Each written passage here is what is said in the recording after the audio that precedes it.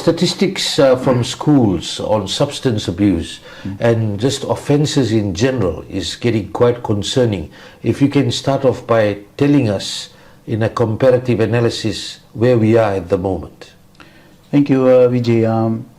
For drugs in the last 3 years, we've seen an increase in cases that are reported from school. So like in 2021, we have 2,800 cases, in 2022 2,700, and 2023 it went up to 3,500.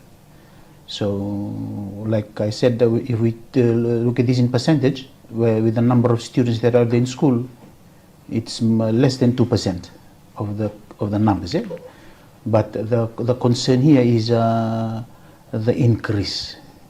So some of the trend that we are seeing right now, the increase in female students who are using drugs, marijuana especially, and also we've also had reports of primary school students who are also using marijuana and also dealing it in school. The concern is that when they're in possession, sometimes they can be tempted to even use it, and the danger if they become if they like the taste, for example, and they can become addicted to it and abuse it. And they are students, and their focus should be on their learning and achieving their goal. So that's the reason why we are really concerned about the increasing number. We do not know about this year, or the number that we are going to collect this year. But that is on drugs. On other cases, like on sex-related offenses, 2021 we have 800 cases, 2022 900 cases, 2023 1,000 cases. So a kind of increase also in sex-related offenses. And on social media, interestingly, this is another issue. Social media abuse, we have 2021 there were only 100 cases, 2022 1,000 cases, and 2023 we have 1,400 cases.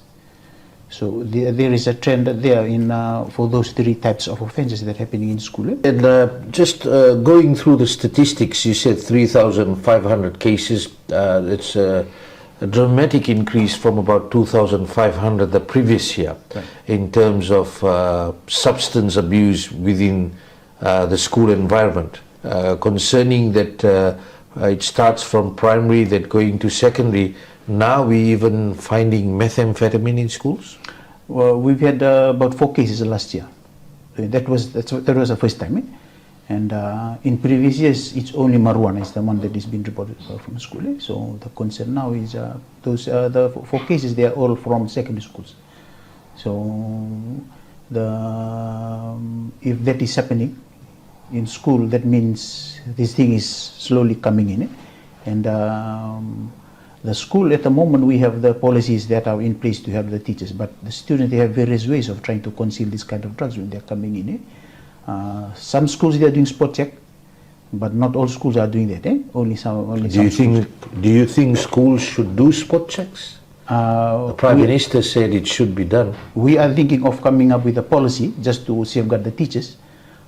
There's a plan in place with the ministry on to have a spot check policy, maybe together in the behavior management policy or the child protection policy, to ensure that students are safe and also the teachers are safe. Because it's only some schools are doing it, if that is coming from the government, but I believe that is one way forward, because if there is no proper policy in place, then the student can see the gap and continue to bring this kind of things in school. So that's something being addressed urgently? We are thinking of doing it. Yeah. Issue in relation to, you talked about sex-related offences, yeah, increased to 1,000. What is the breakdown of sex-related offences for schools?